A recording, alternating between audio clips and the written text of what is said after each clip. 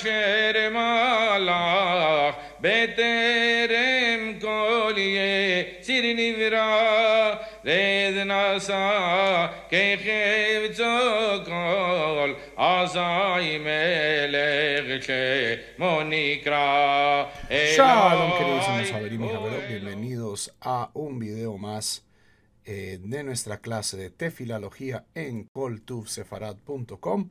Espero que todos se encuentren muy bien, que hayan tenido una excelente semana y una buena preparación para la fiesta de Purim, que se aproxima esta semana, este año de 5778. Purim es el día miércoles en la noche y jueves. Entonces, si tienen alguna pregunta de Purim durante esta clase, sería bueno que la pongan y así resolvemos un poquito de cosas de Purim. Así pues, estamos a la orden en la fiesta. Espero que todos me estén escuchando bien. Arvit, estábamos comenzando la veraja de Birkat Hashanim. Entonces, espero que hayan visto el video de el 4 de diciembre, el video del misterio del 4 de diciembre.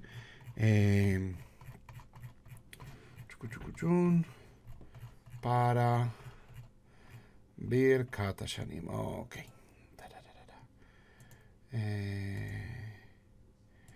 Y bueno, si queda alguna pregunta de la clase pasada, sé que tratamos algunos temas candentes. Entonces, pues, cualquier cosa, vayan poniéndola y trataremos de resolverla en este tiempo que tenemos.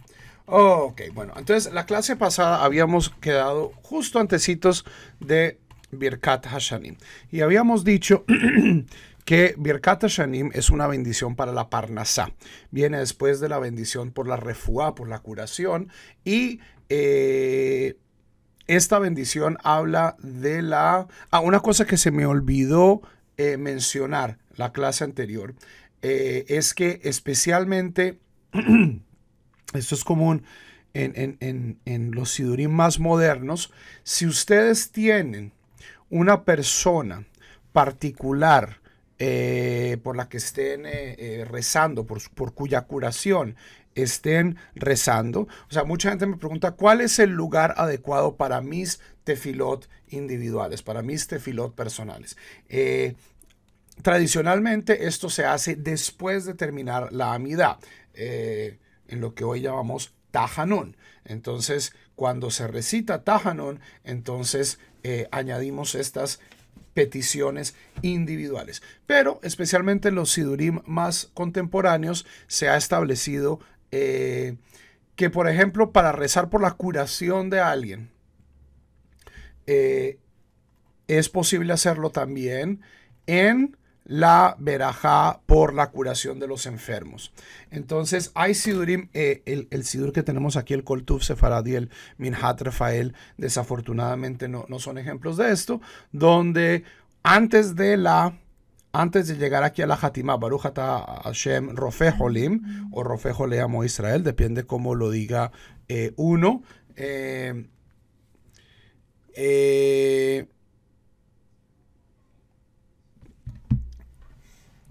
inserta uno una petición. Te pido, Hashem, por la curación de este enfermo, tal y tal.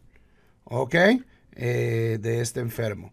Es la costumbre, si esta persona es judía y se conoce el nombre hebreo, rezar, o sea, insertar el nombre hebreo, preferiblemente con el nombre de la madre. Ahora, si no conocen el nombre de la madre, no se preocupen. Dios conoce a todos los seres humanos.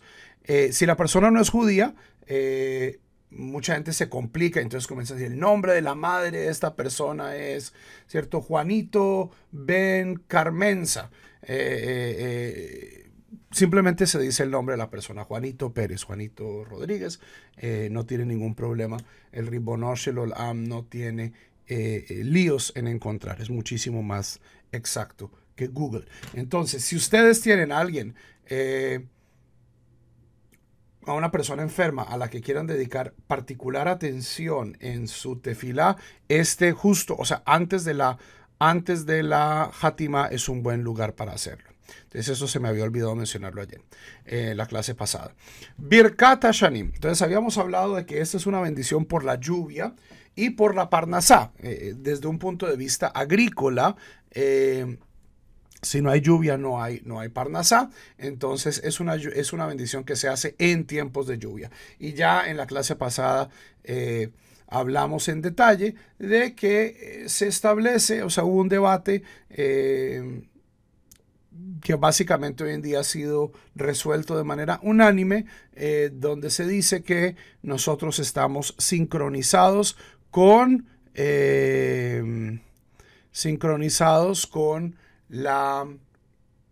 el horario, el calendario de Eretz Israel. A pesar de que estemos en el hemisferio sur, a pesar de que entonces esto es ya prácticamente una cuestión universal, y hay una diferencia entre la diáspora y Eretz Israel en cuando, o sea, hasta qué punto se considera verano, hasta qué punto se considera invierno.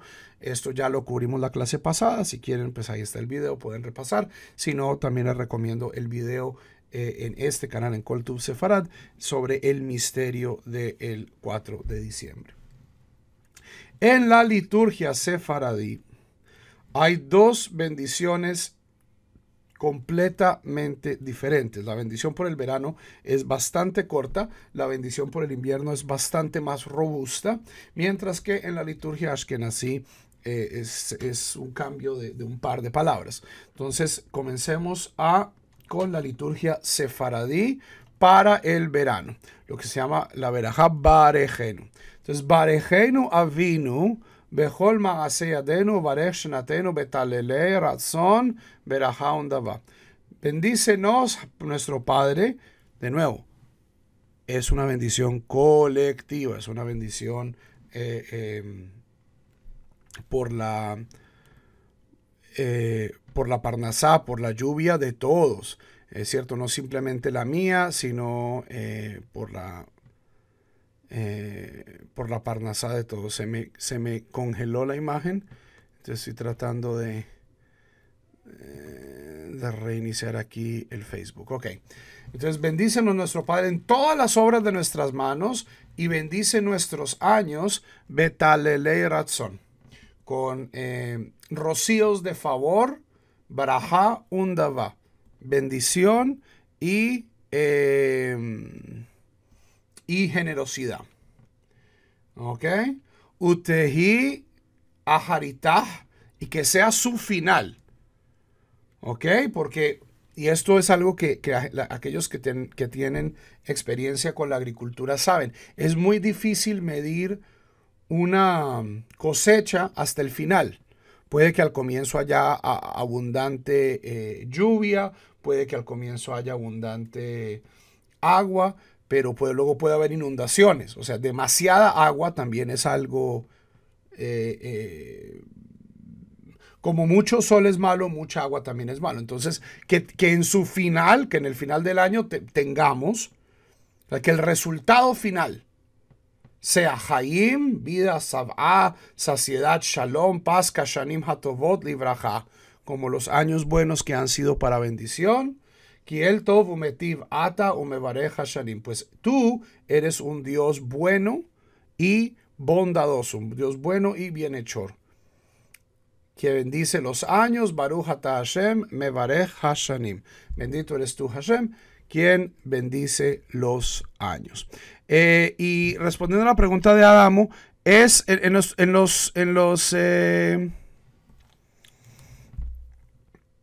como digo, en los sidurim modernos, muchas de estas bendiciones se han vuelto lugares para peticiones específicas. Entonces, la octava bendición, que es la bendición por los enfermos, se vuelve un sitio especial para pedir por alguien enfermo. Esta bendición, la novena bendición, es la bendición por la parnasá. Es la bendición por la parnasá. Entonces, alguien que esté buscando trabajo, alguien que esté en necesidad de abundancia material, hay algunos sidurim que insertan aquí un parrafito donde la persona dice, Hashem, por favor, concédele parnasá a fulano de tal, etcétera, etcétera, etcétera. O a mí, o sea, la gente que esté buscando parnasá. Y como digo, esto es algo que se puede hacer tanto de esta manera como la forma más tradicional de hacerlo es después de la amidá en lo que se llama Tahanún. ¿Cuál es el problema de Tahanún? Esto es algo que estudiaremos más a fondo cuando lleguemos a Shaharit. Tahanún originalmente era una verajá abierta. O sea, es un periodo donde la gente decía sus bendiciones personales. Pero ¿qué pasó? ¿Qué pasó? Que comenzaron a crear liturgias para Tahanún. Y entonces hoy en día todos los sidurim tienen como 20 páginas de salmos y de kavanot para Tahanún. Esto no es... este no es el propósito. Este no es el propósito de Tahanún. Tahanún era el momento donde la gente podía hacer su tefilá personal. Pero como ya hemos hablado en otras ocasiones, esto es particularmente dado a la labor de los cabalistas y los impresores por vender sidurim. Entonces, Tahanún no pueden decir simplemente, y aquí usted rece lo que necesite, porque pues entonces eso no vende sidurim, sino que comenzaron a decir, el sadik, yo no sé qué, fulanito decía que uno debe recitar el Salmo 4. El sadik, yo no sé qué, dice que uno debe recitar el Salmo 21.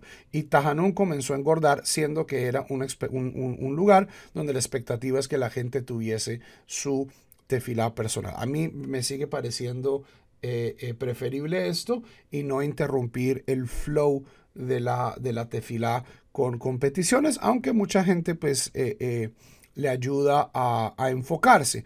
Aunque en mi opinión también estas peticiones por refuá, por parnasá, en estas verajot individuales tienen algo, al menos gramaticalmente y poéticamente disonante, en el sentido de que todas estas verajot son verajot, como ya habíamos hablado, universales. Son verajot que están en la primera persona plural. Nosotros, bendícenos. Bendícenos, cúranos, perdónanos. No es perdóname, no es cúrame, no es bendíceme, sino es bendícenos, cúranos. Y reenfocar la atención de la veraja, de una veraja que es muy amplia, en un solo individuo en este lugar, me parece un tanto forzado.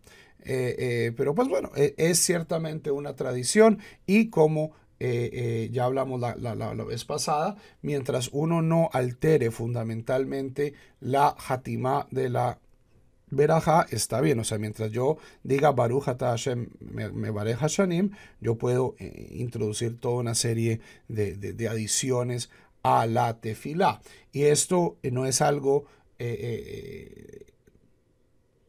de innovación moderna, reformismo, todo lo contrario. Si ustedes ven en el desarrollo del Sidur, alrededor del siglo VI, siglo VII, muchos piyutim, muchos poemas litúrgicos fueron compuestos como inserciones que se hacían en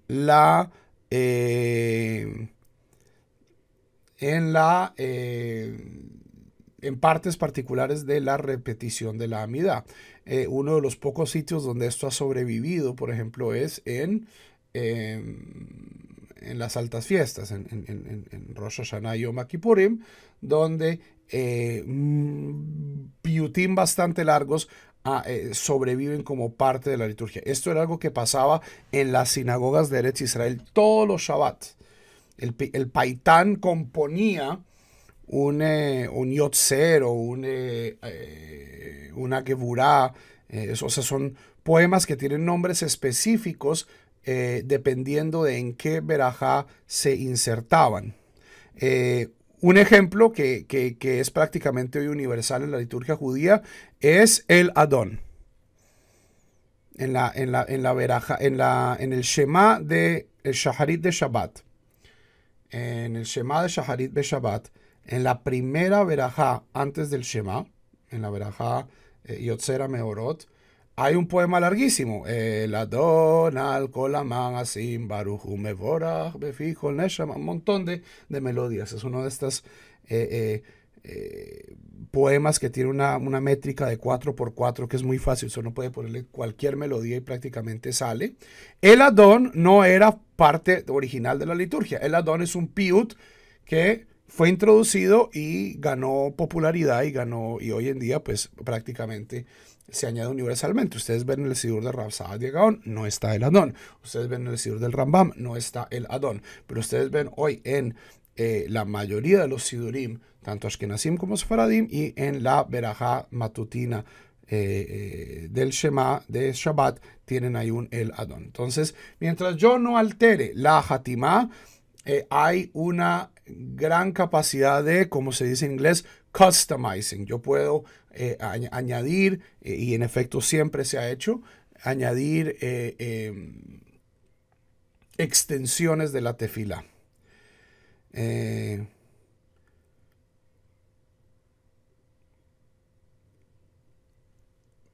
Ok. En Tajanún, Tzvia, tú puedes pedir por lo que quieras, no una venta inmueble para la comunidad. En Tajanún tú puedes pedir una venta inmueble para beneficiarme a mí y solo a mí y nada más que a mí. O sea, Tajanún es tus oraciones. O sea, en Tajanún uno puede darse el lujo de ser egoísta. Donde me parece que hay un desfase en la formulación universal, en la formulación plural de las verajot de la Amida. ¿Cuándo fue introducido? En algún momento de la Edad Media, posiblemente antes. O sea, la tefilá evoluciona. ¿De qué modo? No hay papas en el judaísmo. No hay papas. Y prácticamente, o sea, con la excepción de los Geonim, cuya autoridad pues era bastante centralizada, nunca los hubo. Y los Geonim jamás tuvieron tanto poder como un papa ha tenido. ¿Cómo cambia la liturgia?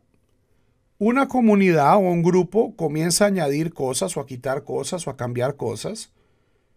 Y otros grupos comienzan a imitar. ¿Ok? Y eventualmente estas cosas se vuelven universales o se vuelven universales para cierto tipo de judíos. Hay ciertas cosas que son, si bien no universales, tal vez sí generalizadas en el mundo ashkenazí, generalizadas en el mundo sefaradí. Hay cosas hoy que son generalizadas en el mundo judío en general. O sea, un ejemplo facilito. Kabbalat Shabbat. Kabbalat Shabbat es un servicio que se inventan los cabalistas de Tzfat en el siglo XVI. Y durante mucho tiempo fue un servicio exclusivo de un grupo pequeño de judíos. Con el advenimiento de la imprenta y con la popularidad de la Cábala luriánica, entonces comienza a expandirse Kabbalat Shabbat. Pero en el siglo XIX había muchísimas comunidades judías, por ejemplo, algunos judíos yemenitas, la comunidad española portuguesa de Londres, la comunidad española portuguesa de Ámsterdam, que no hacían Kabbalat Shabbat, no hacían Lejadodí, no hacían... ¿Por qué? Porque no era...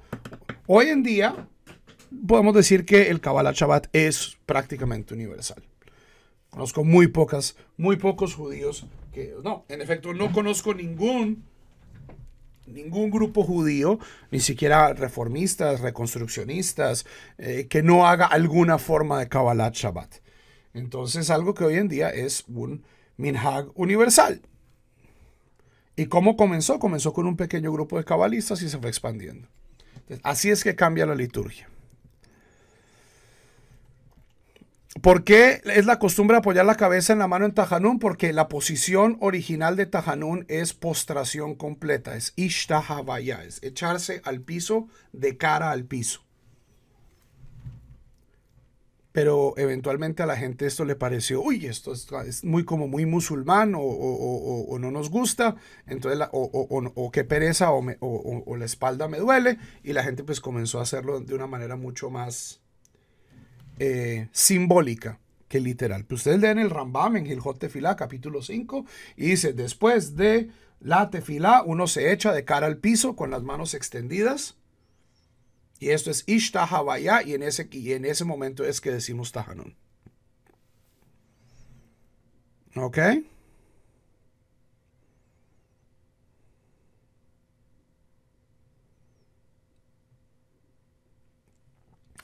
Luis Antonio, eso es solamente para peticiones.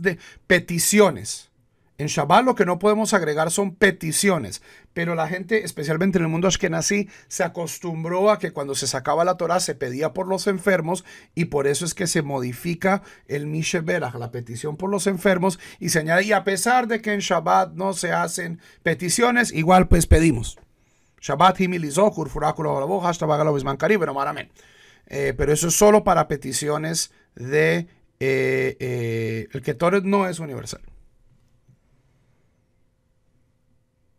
El Ketoret no es universal. El Ketoret es incluso una costumbre tremendamente limitada. Por supuestamente es para alejar la plaga, la peste.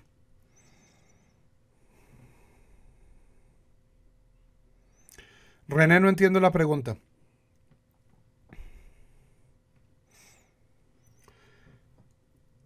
En el invierno decimos. Entonces, esta es la formulación de la verajá en el invierno, que en la diáspora comienza en Arvit del 4 de diciembre y se prolonga hasta Pesach. En Eretz Israel comienza desde el 7 de Heshvan y se prolonga hasta Pesach. Y esta verajá se llama Barej. La del verano se llama Barejenu y la del invierno es Barej. Bendice sobre nosotros Hashem nuestro Dios. Et Hashanah azot vet kol minei tevuatah letová. Bendice este año y todo su fruto, todo su producto para el bien. Veten tal umatar libraja. Y da tanto rocío como lluvia al kol penei ha'adamá sobre toda la tierra. Verrabe penei tevel. Y riega toda la superficie del mundo. Esto ya lo hablamos la clase pasada, no quiero volver a este tema, pero si necesitan más evidencia de que el ímpetu original de la tefilá es universalista y no solo preocupado por los judíos, los enfermos del pueblo de Israel, las oraciones del pueblo de Israel, miren esta bellísima formulación de la verajá sefaradí. No estoy pidiendo, y danos lluvia solo por favor a los judíos en la tierra de Israel. Verrabe penei tevel. Traiga toda la superficie de la tierra. Vesav'a et ha'olam kulo. Y satisface al mundo entero con tu bondad, mi tuveja. No es, y dale comida, y dale papa, y dale parnasá solo a los judíos. Vesav'a et ha'olam kulo, mi tuveja. Umaleya deinu mi virjoteja, y se llenen nuestras manos de tus bendiciones. Umeosher matenot yadeja, y de la riqueza de los dones de tus manos.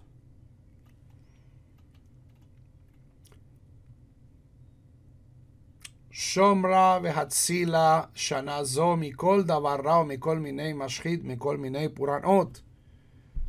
Guarda y salva este año de toda cuestión mala, de todo tipo de destrucción, de todo tipo de catástrofe, especialmente en América Latina, que siempre nos caen estos fenómenos del Niño y fenómenos y chubascos, inundaciones y lodazales. Ve'asela tichva tova ve'aharit shalom. Y haz de él una buena esperanza y que tenga un final en paz.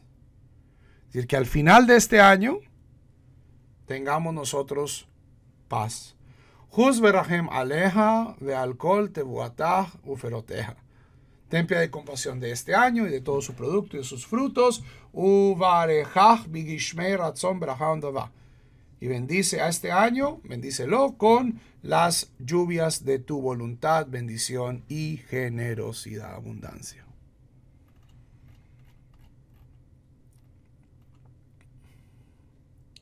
Utejía Haritai, que al final del año haya Jaim, Besabá, Shalom, Kashanim, Atobot y Brajá. Aquí ya volvemos un poco a la formulación de la del verano, que haya al final de este año vida y saciedad, paz, como en los años buenos que han sido para bendición. Kiel Tovu Metiv Atam, Barej Hashanim, pues eres un Dios bueno y bienhechor y bendice los años. Baruch Atah Adonai, Me Barej Hashanim, bendito eres tu Hashem, quien bendice los años.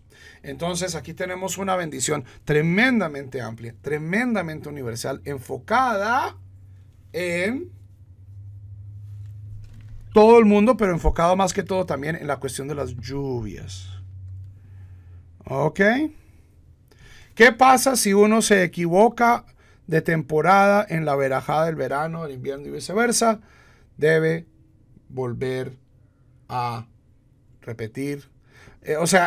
Si uno está en los primeros 30 días de la verajá y no sabe, dice, uy, ¿qué habré dicho? ¿Será que recité? Entonces uno debe volver a recitar la amida. Si uno sabe con certeza que se equivocó, si uno no ha terminado la amida, puede volver a la verajá, decir la verajá correcta y luego terminar de recitar y recita pues uno el resto de la amida. Si yo ya llegué al final de la verajá y digo, ay, dije lo que no era, tengo que volver a rezar la amida. ¿Ok?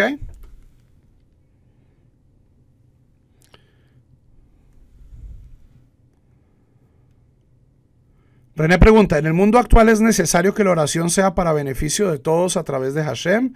No obstante, la diferencia de conciencia, nuestra conciencia es obvio, es diferente, será escuchada, ¿es correcto? No entiendo la pregunta. Creo que lo que estás preguntando es si es correcto, o sea, que tus oraciones van a ser respondidas, yo no te lo puedo decir. Eso no te lo puedo ni garantizar, ni cuándo son respondidas, ni cómo. Porque uno no puede forzar la mano de Dios. Eso es que si yo hago la verajá así, de este modo, con esta cabana, Dios no me lo puede negar, entonces Dios no es Dios. Dios es un sistema que yo estoy hackeando.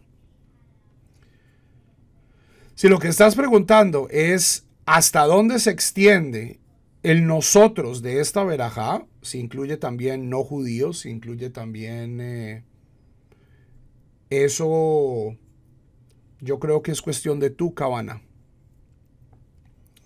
Pero como discutimos en la clase pasada, uno puede rezar mezquinamente o uno puede rezar generosamente. Yo prefiero rezar generosamente.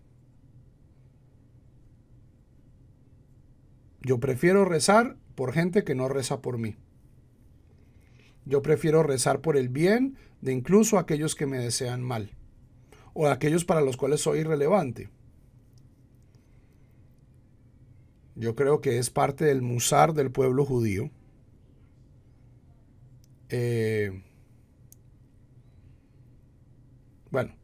Del musar ideal del pueblo judío. Ser bendición para todos los pueblos. Entonces yo cuando digo nosotros, yo no me refiero solo a mí, a mis 3 amigos, o a mi comunidad, o al pueblo judío. Entonces, a todos. Y creo que al menos en el ejemplo que nos da esta novena verajá en su versión sefaradí, esta es la intención original de la tefilá. Pero pues esto ya lo hablamos eso ya lo hablamos en detalle la vez pasada con respecto a la Hatimá de Rofejolim. ¿Ok? ¿Por qué se parecen tanto las dos oraciones? Porque pues son la misma, o sea, porque son la misma verajá, sino que hay una noción de que yo pues solo debo pedir por lluvia cuando la lluvia puede caer. O sea, Esta verajá es la misma verajá, sino que tiene una versión para invierno y una versión para verano. Y esto pues es aún más claro en la liturgia ashkenazí, donde la diferencia entre el verano y el invierno son dos palabras. En la versión ashkenazí dice, bendice para nosotros Hashem nuestro Dios este año y todo su producto para bien. En el verano no dice Veten Berajá, da bendición. En invierno dice Veten Tal Umatar Librajá, da rocío y lluvia para bendición. Al Penei Ha'adamá, sobre la tierra. Aquí en la versión ashkenazí no está esta versión universalista, que uno podría decir Al Penei Ha'adamá, sobre la tierra de Israel. Mi traducción es tal vez un poquito tendenciosa en este sentido. Vesabeinu metuveja, y sácianos de tu bondad, y bendice nuestros años como los años buenos. Baruch atah Adonai mevarech hashanim. Bendito eres tú, Hashem, quien bendice los años. Entonces, en la liturgia ashkenazí vemos vemos la unidad de esta verajá. Es una misma verajá, sino que en la versión invernal, hay un adendo bastante robusto dirigido a rezar sobre la lluvia, que pues para un pueblo agrícola como lo era el pueblo de Israel en su antigüedad, en una tierra que depende vitalmente de las lluvias, pues esto va a ser prioritario. ¿Ok? Preguntas.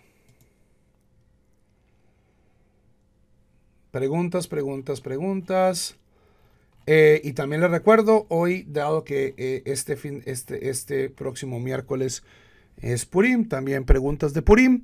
Recibo preguntas de Purim porque no quiero, no quiero llegar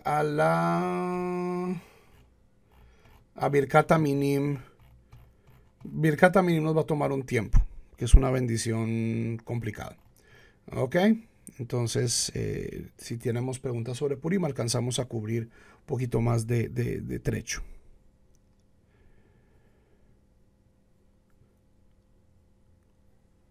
Uno puede rezar, respondiendo a la pregunta de Isabel, uno puede rezar en cualquier idioma.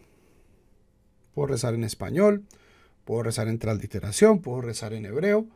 Rezar en hebreo tiene, en mi opinión, un valor pedagógico fuerte. Es imposible, toda traducción es una traición del texto. Traduttore, traditore. En italiano la diferencia entre traductor y traidor es una letra. Traduttore, traditore.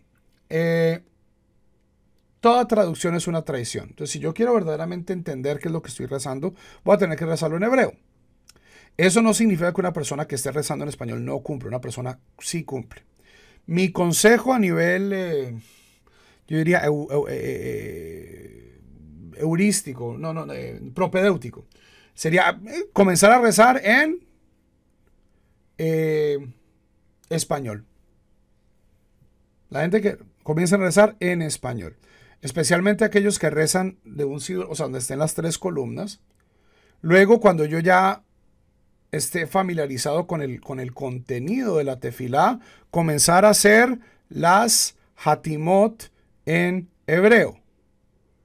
Ok, eso es lo que yo hago, por ejemplo, con mis alumnos de Bar Mitzvah. El Bar Mitzvah en Estados Unidos, desafortunadamente, está muy enfocado a competencias litúrgicas de Shabbat. Pero estos pelados no están viniendo a la tefilá diaria. Entonces, una de las cosas que yo hago con ellos es cuando comenzamos todas las clases los miércoles, rezamos minjá. ¿Y cómo rezo con ellos minjá? Rezo esta parte, por ejemplo, toca tu shofar magno, lo digo en inglés. Mis alumnos pues están acá, ¿cierto? Toca tu shofar magno para nuestra liberación y eleva tu estandarte para unir a todos nuestros exiliados. Reúnos juntamente rápidamente las 4 esquinas de la tierra, nuestra tierra. Baruch atah Adonai mekabetz nirjei amo Israel. Pero la hatimá la digo en hebreo, para que ellos comiencen a desarrollar un oído para la Hatimá. Eso yo creo que es como el segundo paso. Rezar en inglés o en español y decir las Hatimot en hebreo. ¿Ok? Luego ya pasar tal vez a la transliteración. Y ya cuando la gente tenga pues hebreo, ya puede rezar en hebreo. Esos son como los diferentes pasos, en mi opinión, que una persona podría seguir para entrenarse en la tefila. ¿Ok? Entonces, vamos a hacer una bendición y guarden estas preguntas de Purim. Las vamos a responder. Hagamos una bendición más y luego respondemos las preguntas de Purim. No, ok. Teká beshofar gadol lejeroteinu. Toca tu shofar magno para nuestra liberación. Esto es una referencia a el jubileo. ¿Ok? La imagen ideal de la redención está centrada no solo en el retorno de los judíos a la tierra de Israel, sino también a una restitución de las 10 tribus, de las tribus perdidas. Porque hasta que no estén las 12 tribus en Eretz Israel, no puede haber jubileo. No hay jubileo, no se puede cumplir la Torah a cabalidad. Entonces, esta imagen de toca tu gran shofar está apuntando a eso. ¿Por qué? Porque el jubileo, ¿qué tiene que ver el shofar con la liberación? El jubileo, el año 50, donde la gente volvía a sus tierras, donde la gente restituía el valor volvía a sus tierras ancestrales, comenzaba en Yom Kippur con un toque de shofar. ¿Ok? Besá nes lekabetz galuyoteinu, y eleva tu estandarte para reunir a nuestros exiliados. Vekabetzeinu yahad meherá me'arba kanfot haaretz leartzeinu, y reúnenos juntamente, rápidamente, de las 4 esquinas de la tierra a nuestra tierra. Bendito eres tú, Hashem, Baruch atah Hashem, Mekabetz nihei amo Israel, quien reúnes a los exiliados, a los apartados de su pueblo Israel. Poco similar en la liturgia ashkenazí, Teká beshofar gadol lejeroteinu, vesanes lekabetz galuyoteinu, es exactamente lo mismo. Vekabetzeinu yahal me'arba kanfot haaretz, reúnenos de las 4 esquinas de la tierra.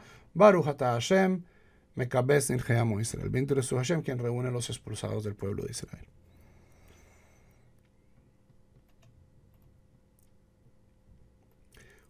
Una persona que crea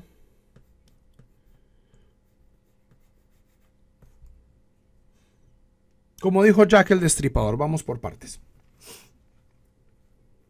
En mi opinión hay tres formas de entender esta verajá. La primera, que es posiblemente la que más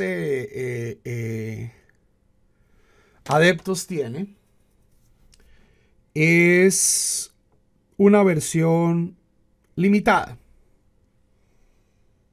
de cuál es el galut, cuál es kibbutz galuyot. Y se entiende esta versión limitada de kibbutz galuyot como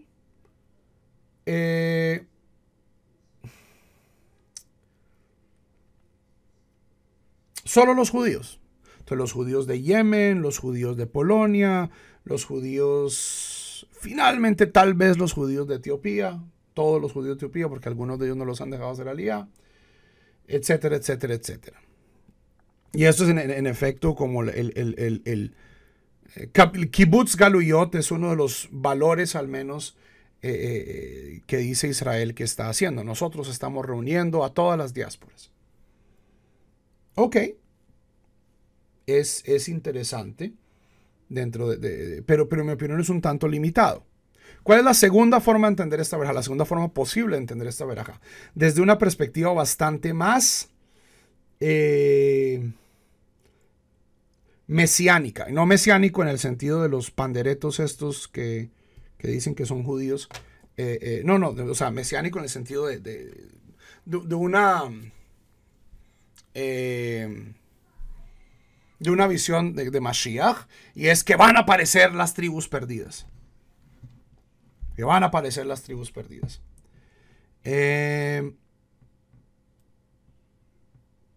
Y hay gente pues, que en efecto está invirtiendo plata y salen con los... No, que las tribus perdidas, los Benei Menashe por allá en India, y las tribus en África, todas esas son tribus perdidas.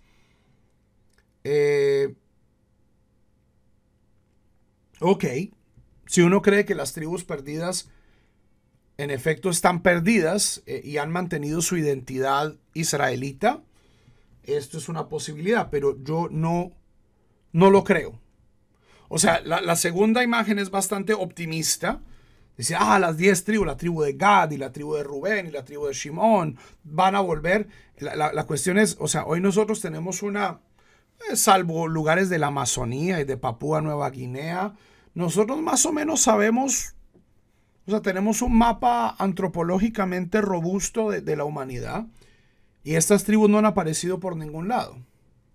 Lo más posible es que estas tribus se hayan asimilado y hayan desaparecido como tribus. O sea, la gente no desaparece. La gente no desaparece. La gente tiene hijos, estos hijos se casan, ¿cierto? Se casan con otros pueblos. Lo que desaparece es la identidad y lo que desaparece es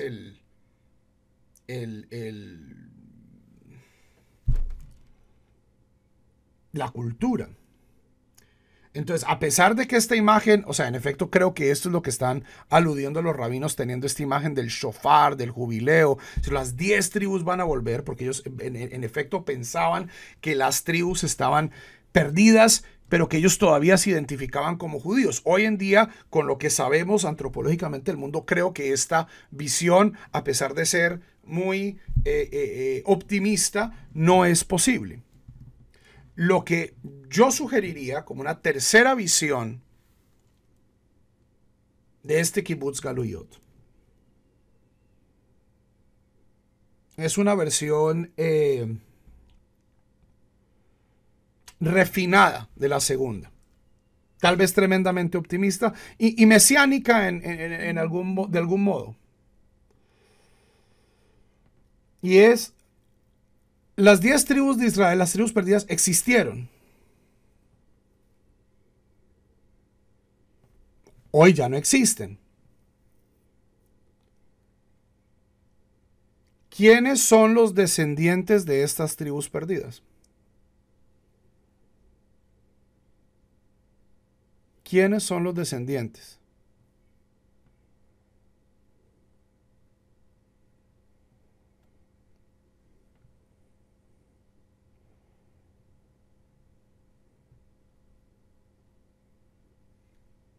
Y aquí sí quiero, yo sé que hay un delay, entonces quiero ver que me responden. ¿Quiénes son los descendientes de las tribus perdidas de Israel?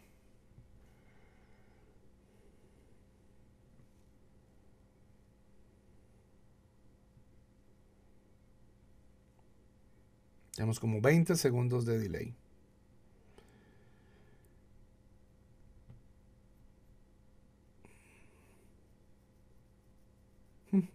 ¿Quiénes son?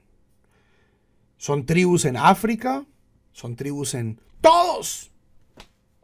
Todos somos tribus perdidas. La humanidad entera. Javerim, quería hacer un video, pero no lo hice. Porque me acabé haciendo, me regalaron la prueba esta de genética, ¿no?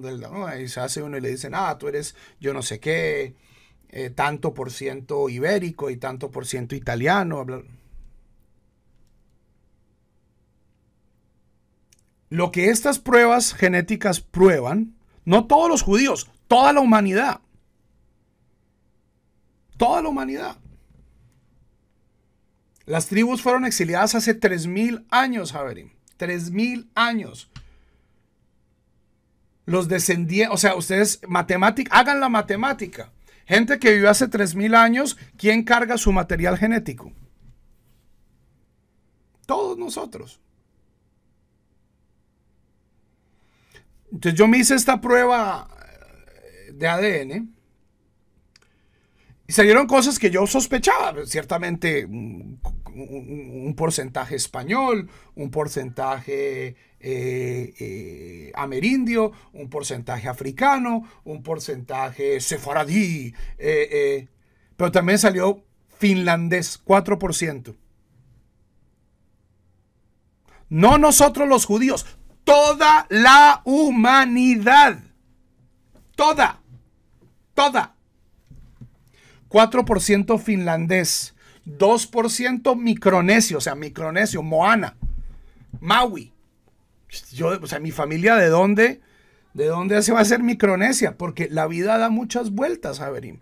En 3000 años, esas tribus han acabado siendo parte de todos nosotros.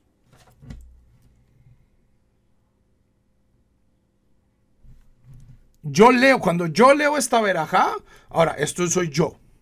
Aquí sí yo no puedo decir, hay una diferencia, Masortí. Esto es yo, esto es locura del Rav Juan. Kibbutz Galuyot, ¿quién es? Cualquier persona que se identifique y que se comprometa a vivir el judaísmo. Esta noción de que la Torah le pertenece a la gente con un ADN particular, en mi opinión, es una de las ideas más tóxicas, más nocivas y más equivocadas sobre las cuales subsiste hoy en día mucha de la vida judía, siendo que no tiene mucho soporte en las fuentes.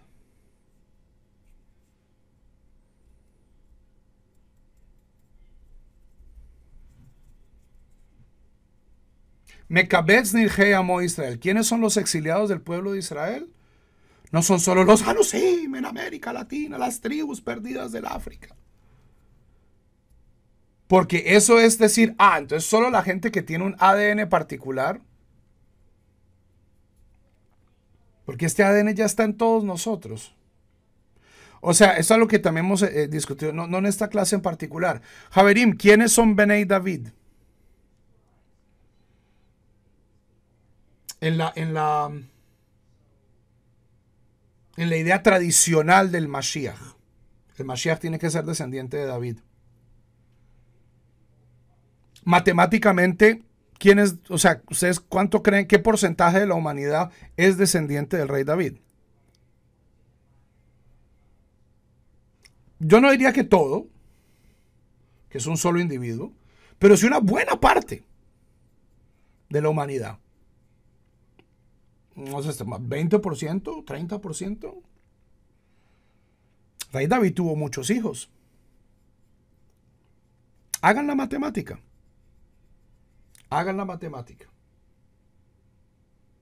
¿Quiénes son los descendientes del rey David? Una buena parte de la humanidad. O sea, muchas veces estas nociones mesiánicas, en el buen sentido de la palabra, preservan una fantasía de pureza, de que esas tribus están todavía en algún lado, de que los descendientes de David son 3 familias, ¿cierto? Por allá, familias de judíos iraquíes, pues, que han mantenido, que saben que son Benei David, y tienen toda su genealogía. Pero métanle lógica a la cosa, métanle matemática, métanle demografía, y estas nociones se caen por su propio peso. Entonces, apuntándole a, cuando yo digo Mekabetz Nirjei Amo Israel, cuando una persona dice, yo me siento llamado a la Torah, esta persona es uno de los exiliados del pueblo de Israel. Y entre más le hagan y entre más barreras le pongan y entre más no lo dejen entrar a las sinagogas de las ciudades pupi de América Latina, y entre más no le den acceso a comprarse tefilín, etcétera, etcétera, etcétera, más derecho tengo yo a decir que soy un Nidhei Amo Israel.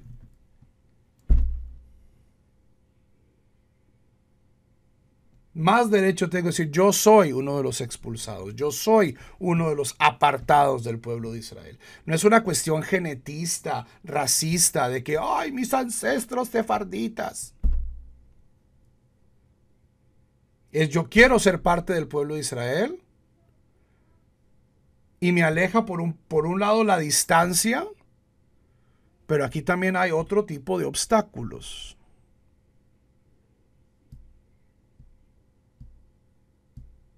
¿Ok?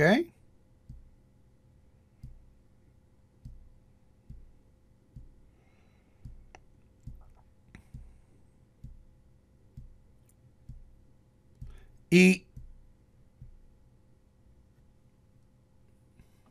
yo no creo en los genes. Por eso, Javerim, si ustedes han visto artículos sobre, yo hace 10 años, Anusim, para acá, Anusim para allá. Yo dejé de hablar de Anusim. ¿Por qué? Porque dejé de creer en los genes. Porque lo que hace un buen judío no son sus genes. Lo que hace un buen judío son sus memes.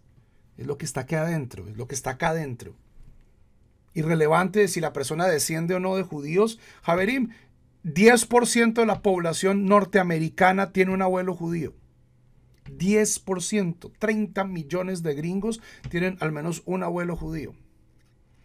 Hoy en día hay 6 millones de judíos en los Estados Unidos. Tener genética es irrelevante. Lo que importa es tener ganas. Lo que importa es tener compromiso. Eso es lo que importa. ¿Ok? Entonces, lo que este ejercicio va es a demostrar que todo este afán de probar ancestros, especialmente si los estamos proyectando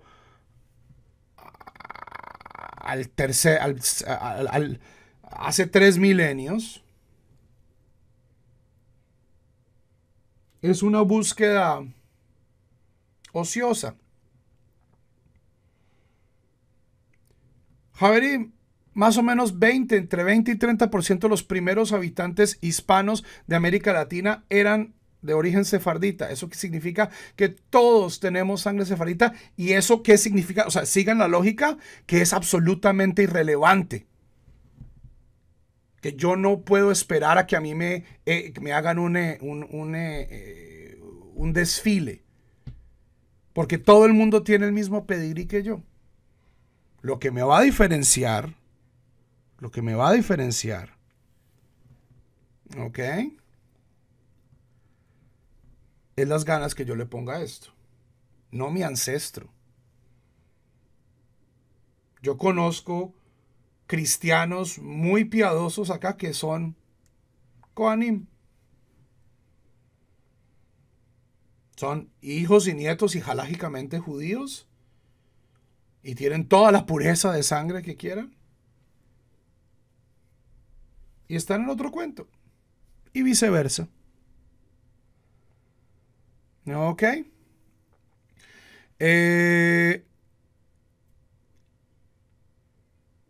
Yo no creo en un Mashiach personal. ¡Ah! Primero que todo porque no quiero reyes. La idea de un rey me parece desastrosa. Si Mashiach existe, Mashiach somos todos. O Mashiach es el pueblo de Israel. Ambas me gustan. Me gusta más. Mashiach es el espíritu de la humanidad en una época mesiánica. Es una época redimida. Una época de unidad, de ilustración, de hermandad, de paz. Ok. Nos hemos alejado un poquito. Quiero pausar aquí porque sí pusieron muy buenas preguntas de Purim. Entonces, mientras por favor, Javerim, aquellos que pusieron preguntas de Purim, vuélvanlas a poner porque no puedo volver el chat. Amalek. Nadie sabe quiénes son los descendientes de Amalek. Esto en la época rabínica ya esto no se sabía. Incluso el Yerushalmi dice que Rabbi Akiva era descendiente de Amalek. Ok, entonces hoy, ¿quién es descendiente de las tribus perdidas? Todos. ¿Quién es descendiente de Amalek? Posiblemente todos también.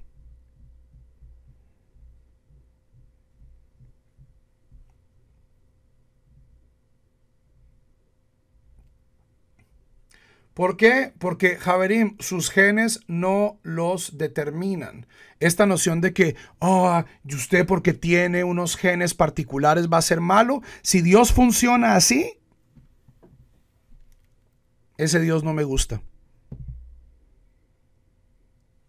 Ese Dios no me gusta. ¿Por qué? Porque para mí una de las ideas fundamentales del judaísmo es que tenemos libertad. Yo puedo tener todos los genes amalequitas que quiera, pero si yo quiero ser bueno, puedo ser tan bueno como Moshe. Rabbi Akiva es el ejemplo. O sea, es una cuestión. Y hay gente que dice que, o sea, hay una. El Masejet Megillah justamente dice que descendientes de Hamán enseñaron Torah en Jerusalén. Dice, y hay quienes dicen que esto se refiere a Rabbi Akiva. ¿Por qué? Porque sabemos que el papá de Akiva era Yosef, que era converso. Dicen, este converso era de origen amalequita. Entonces, lo amalequita se quita. Para que no se les olvide. ¿De dónde sale la costumbre de hacer ruido cuando suena el nombre del malvado de la Megilá? Primero que todo, eso es una costumbre 100% ashkenazí. 100%. Esto no aparece en ninguna fuente sefaradí. Y es una interpretación de Mahetim Het Seher Amalek, que hay que borrar la memoria de Amalek. Entonces, Amalek, o sea, Hamán, el hijo de Amedata, Amedata era descendiente de Agag, que era el rey de Amalek. Entonces, cuando se menciona el nombre de Amán, hay que borrarlo de alguna manera. Entonces, en Ashkenaz surgió esta costumbre de cuando se dice el nombre de Amán en la Megilá, la gente hace ruido. Es una costumbre, a los niños les gusta, pero tiene un problema, y es que puede invalidar la lectura de la Megilá. Porque si yo no escucho todas las palabras de la Megilá dichas en orden, yo no estoy cumpliendo mi Jová de la Megilá. Entonces, cuando yo leo en mis sinagogas, una sinagoga que nací, se tiene esta costumbre, yo pauso, digo Hamán, y luego vuelvo a decir Hamán. ¿Ok? Lo mismo con el disfraz. El disfraz no es una costumbre universal. El disfraz viene de carnavales, ¿cierto? Todos los carnavales en Europa vienen de la época del miércoles de ceniza. Es la rumba antes de Cuaresma, porque en Cuaresma no se puede rumbear. Entonces había gente que se disfrazaba en Venecia, en Colonia, y entonces gente que se comenzó a disfrazar, pues la reina Esther también se disfrazó. De nuevo, no tiene nada particularmente inherentemente malo, pero aquellos, yo sé que algunos Javerim que son puristas sefaradíes, es bien interesante que estas sinagogas puristas sefaradíes también se disfrazan en Purim y hacen ruido con Amalek. Entonces, ambos minhagim son válidos. Ambos minhagim son válidos, pero uno es de un lado y el otro es del otro. ¿Ok? El ayuno de Esther es un ayuno menor, un ayuno de 12 horas, un ayuno desde que sale el sol hasta que se pone. Este año es el día miércoles, ¿ok? En memoria del ayuno que hizo Esther antes de presentarse ante el rey. Purim tiene 5 mitzvot. 5 mitzvot. Leer la Megilá en la noche. Leer la Megilá en la mañana. hacer una seudá el día de Purim, dar regalos a Javerim judíos, regalos de comida, se llama Mishloach Manot, y regalos a los pobres. Esas son las 5 mitzvot de Purim. Cuéntenlas. Leer la Megilá de noche, leer la Megilá de día, hacer una seudá de día, dar regalos de comida, de 2 tipos de comida a una persona judía, cuanto menos, y dar regalos a los pobres, a 2 pobres al menos. Pobres pueden ser judíos, no importa. ¿Ok? Esas son las 5 mitzvot de Purim. Todo lo demás, hacer ruido, disfrazarse, esos son minhagim, particularmente minhagim ashkenazis. ¿Ok? Entonces uno se puede... Aquellas comunidades que se disfrazan, se pueden disfrazar cuando se les dé la gana. Porque no hay... O sea, uno no reglamenta sobre minhagim. ¿Ok?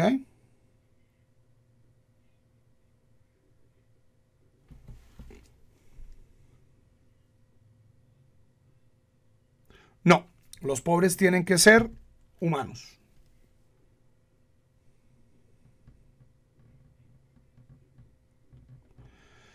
No, Adamo. Hay gente que escribe el nombre y lo tacha. Pues los sofrim no hacen eso. O sea, es una costumbre para la gente decir, estoy escribiendo y borrando el nombre de Amalek. O sea, es una costumbre simbólica, interesante, pero no es una mitzvah. ¿Ok? Entonces, y la Megilá se lee en la noche de Purim, es decir, cuando termine el ayuno, se hace Arvit y se lee la Megilá. Luego, en el día de Purim, la Megilá se lee por lo general en Shaharit, pero no es necesario. Nosotros en mi sinagoga la leemos en Shaharit. En Chabad, aquí en Oklahoma, la van a leer en la tarde. Pero cuando la gente, es un día de trabajo, es un día de colegio. Purim no tiene restricciones de trabajo, aunque dicen pues que lo ideal no es hacer melajá en Purim, pero pues hoy, especialmente en la diáspora, es muy difícil abstenerse de hacer melajá en Purim. Entonces Chabad está haciendo la lectura de ellos, la están haciendo a las 5 de la tarde. Y eso también es perfectamente legítimo. Nosotros hacemos shaharit, leemos la Megilá, vamos a hacer una seudá desayuno de pancakes, y luego pues cada uno para su colegio, para su trabajo, etcétera, etcétera, etcétera.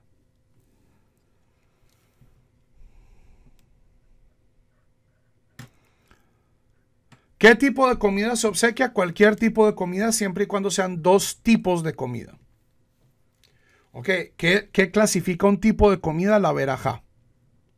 Entonces, si yo doy mezonot, si doy, por ejemplo, una caja de galletas, entonces tengo que dar algo que sea de una verajá diferente.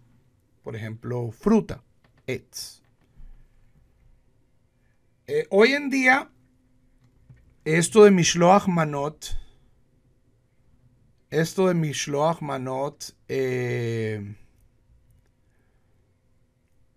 lo que mi abuela llamaría galguerías. Son mecato en buen colombiano, es decir, galletas, dulcecitos. Mishloach Manot, si ustedes leen las alajot de Purim que puse al final de la Megilá que publiqué aquí en Kol Tuv Sefarad en Facebook y en la página, era que yo prácticamente le daba 2 platillos. O sea, yo le hacía la comida a mi vecino y decía, y la gente que era muy pobre, entonces Rubén le cocinaba a Shimón y Shimón le cocinaba a Rubén para la seudá, y con esto pues ambos cumplían la mitzvah de Mishloach Manot y cumplían la mitzvah de hacer la seudá.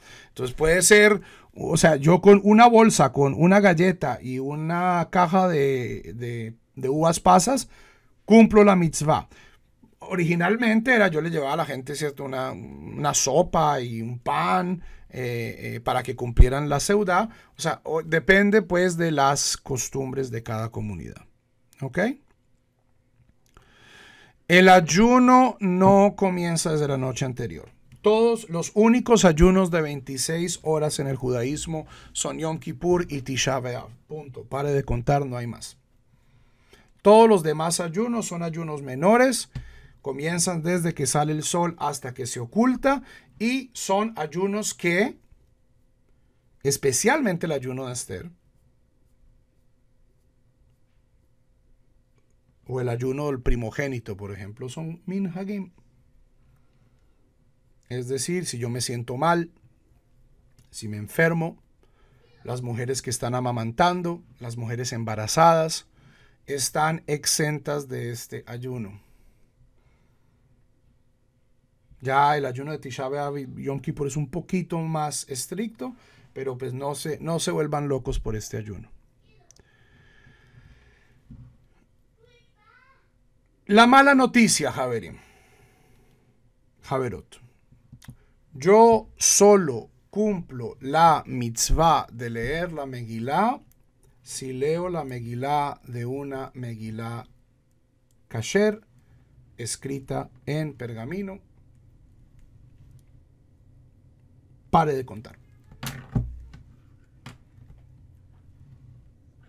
Leer la Megilá en español, leer la Megilá de papel, leerla de un libro, leerla de el folleto que publiqué, no cumple la mitzvah de Mikra Megilá y por lo tanto no se puede recitar la bendición. Y con esto sé que le he roto el corazón a más de uno. Pero la halajá es tremendamente clara. ¿Qué hacer? Afortunadamente, Purim no tiene una mitzvah, sino que tiene 5. Ok, si yo no tengo una Megilá, no puedo cumplir 2. Pero eso no significa que no pueda cumplir 3.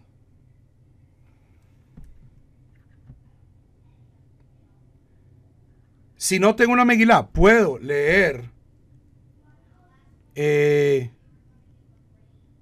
la Megilá en español. Ciertamente, en efecto, es ideal. Si yo no tengo una Megilá, igual leer la Megilá en el idioma que yo entienda. ¿Por qué? Porque estudiar, primero que todo, Talmud Torah siempre es bueno. La Megilá es parte del Tanaj, es Talmud Torah. Segundo, es una Megilá sobre la fiesta de Purim. Entonces, no cumplo yo la mitzvah de Mikra Megilá, pero cumplo la mitzvah de Talmud Torah. Cumplo la mitzvah de... o sea, estoy empatando por otros lados. ¿Ok? Entonces, la respuesta es no. Una persona que lee de una Megilá de papel, de una Megilá en español. El Rambam parece estar diciendo que si yo tengo una Megilá en español, escrita en clav, con tinta de sofer, y leo esa Megilá, esto podría cumplirlo, pero creo que el Shulchan Aruch tiene una opinión diferente, y bueno, no, habría que conseguirse un sofer que les hiciera una Megilá en español. Y en ese caso, solo personas que entiendan español cumplen la mitzvah. Lo bueno de una Megilá en hebreo es que incluso si yo no entiendo hebreo y escucho la Megilá siendo leída en hebreo, cumplo la mitzvah de Mikra Megilá. ¿Ok? Una persona que vaya a la sinagoga y escuche la Megilá siendo leída de un clav, cumple 100% la Megilá. Cumple 100% la mitzvah.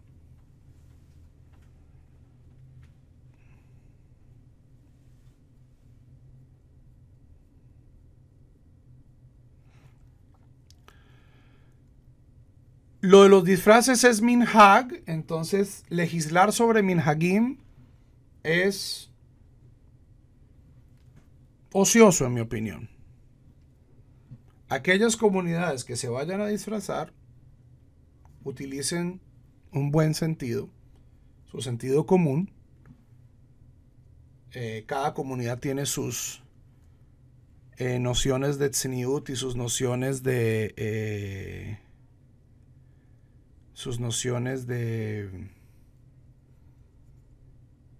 no sé. Pero legislar sobre minhagim me parece ocioso. Escuchar la Megilá online, Hay gente que dice que sí, hay gente que dice que no. Yo en años anteriores he leído la Megilá online, pero este año desafortunadamente no voy a hacerlo. Voy a pasar todo el día de Purim haciendo voluntariado. Hay gente que dice que sí, hay gente que dice que no, hay gente que dice que es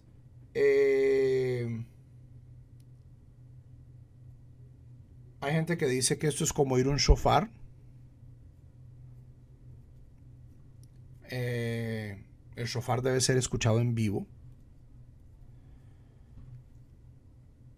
Hay gente que dice que no, que dice que la Megilá es tan importante que pues si esta es la única forma en que la gente puede oírla, ok, pero entonces tendría que ser una transmisión live, o sea, escuchar una grabación de la Megilá. Hay muy pocas personas, yo creo, que digan que es kasher. Ok. Ahora, con lo de beber. Marlene, beber no es... Emborracharse no va en contra de la Torah. No hay una mitzvah. O sea, uno cuando se emborracha puede cometer muchas transgresiones. No es una buena idea, en general, beber en demasía.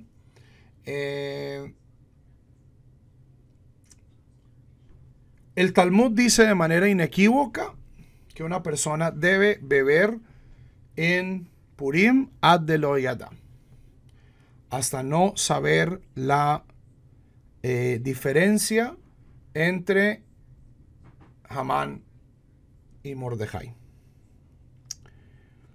Esto ciertamente es algo que aparece en nuestras fuentes.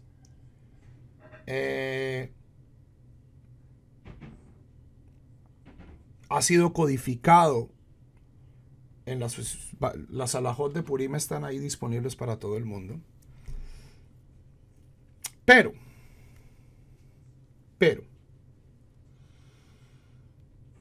hoy que nosotros sabemos lo malo que es el alcohol y el increíble daño que puede causar,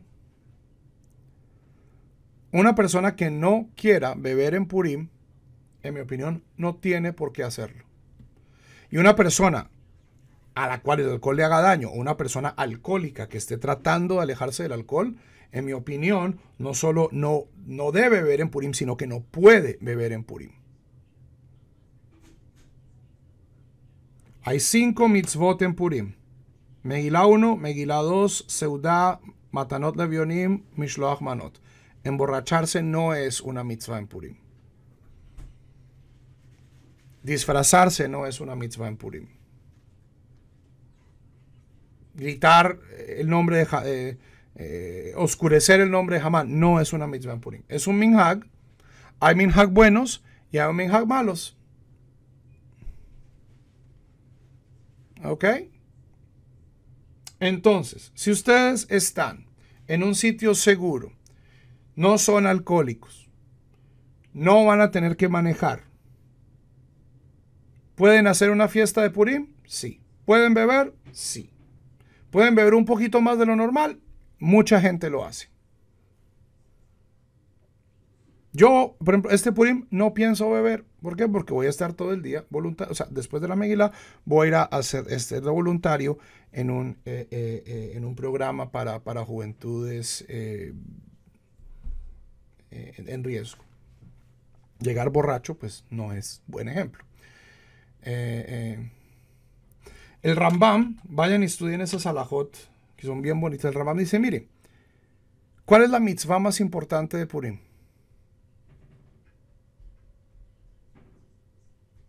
Es la sedaká, alegrar el corazón de los pobres. ¿Ok? Y eso es lo que pienso hacer. Más importante que emborracharse. Beber no es una mitzvah, no es una obligación en Purim. en mi opinión. Hoy en día, con todo lo que sabemos del alcohol, ciertamente para personas que tienen problemas con el alcohol, y sí, yo soy un rabino muy aguafiestas. Litúrgicamente, en la amidá de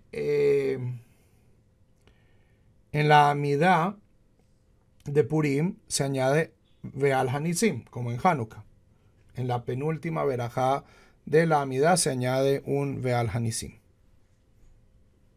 Entonces, para que lo tengan presente, también cuando se hace Birkat Hamazon, en la segunda verajá del Birkat Hamazon se añade Veal Hanisim. Es un párrafo sobre los milagros que ocurrieron en Purim.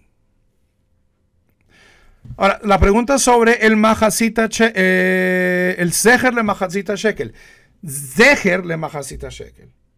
Recuerdo del Mahazita Shekel. Dar el Mahazita Shekel, dar el medio Shekel es una mitzvah. Pero lo que hacen hoy en Israel y lo que hacen hoy en las comunidades es un recordatorio. No, o sea, hoy ninguno de nosotros puede cumplir la mitzvah de Mahatzita Shekel. ¿Por qué? Porque no hay templo. El Mahatzita Shekel, el medio Shekel, se abre en el templo. Hoy lo que hay es un recuerdo. Y ese recuerdo no es una mitzvah. Entonces, ¿quieres cumplir Mahatzita Shekel? Averíguate cuánto es medio shekel de plata y dónalo a los pobres. Dice, este es en memoria del Mahatzita Shekel que se da en el templo, no puedo dar en el templo, entonces tome, Señor, suceda acá. Pero eso no es una mitzvah. O sea, el judaísmo es muy rico y es muy complejo. Tiene cosas muy bonitas. Pero no todo es una mitzvah. Ese es uno de los, en mi opinión, de las ideas peligrosas de la ortodoxia hoy en día. Y es esta noción de que Minhag Israel Dinhu, de que simplemente porque algo es una costumbre, entonces se vuelve ley. Si yo vivo en Geula, si yo vivo en Brooklyn, ok. Donde todo el sistema de vida está enfocado para cumplir estas costumbres, entonces no hay ningún problema en cumplir todos estos minhagim, si esa es la comunidad en la que yo estoy. Pero Javerim, a mí no me vengan con cuentos, ustedes no viven en Geula y ustedes no viven en Brooklyn. Y tratar de ponerse a cumplir todos estos minhagim, lo que va a hacer es amargarles el judaísmo. Shwaye, shwaye, despacito, despacito. Comiencen por lo obligatorio y lleguen finalmente a los minhagim. Y lleguen a los minhagim de su comunidad. Ustedes no tienen que adoptar todos los minhagim de todas las comunidades judías para poder ser buenos judíos. No tienen que adoptar todos los minhagim de un grupo. Mis minhagim ok. Los minhagim son diversos justamente porque provienen de la diversidad cultural, geográfica, lingüística, musical, gastronómica del pueblo judío, que hemos vivido en muchas partes. Entonces, obsesionarse en Santa Marta por hacer gefilte fish, cuando ustedes no son polacos, es, a pesar de ser loable en un sentido, en otro sentido es contraproducente, porque Javerim, Javerot, ustedes tienen recursos y energías limitadas.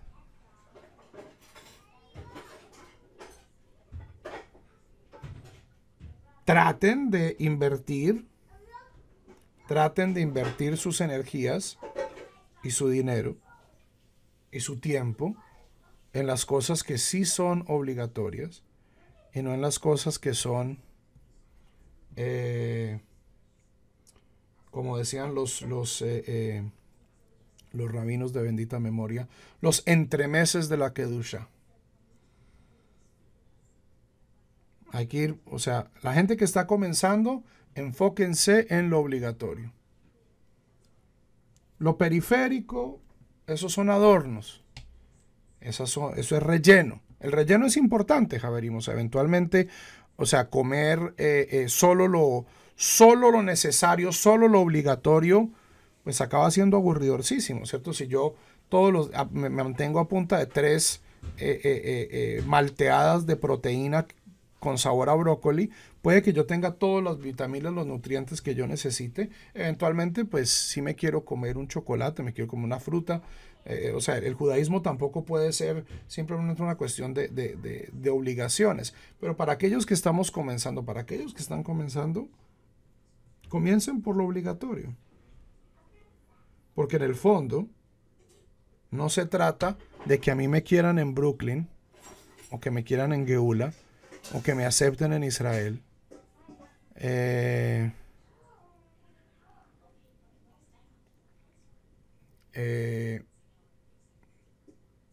Sino cumplir la voluntad de Dios. ¿Ok? Bueno, Javerim, les deseo Hag Purim Sameach, que tengan una muy buena fiesta de Purim. Si Dios lo permite, estaremos aquí el próximo domingo. Para los Javerim de México, ya les dije, no hay clase, porque no me han mandado los resúmenes. Entonces, pilas con eso. Kol Tuv y Shalom.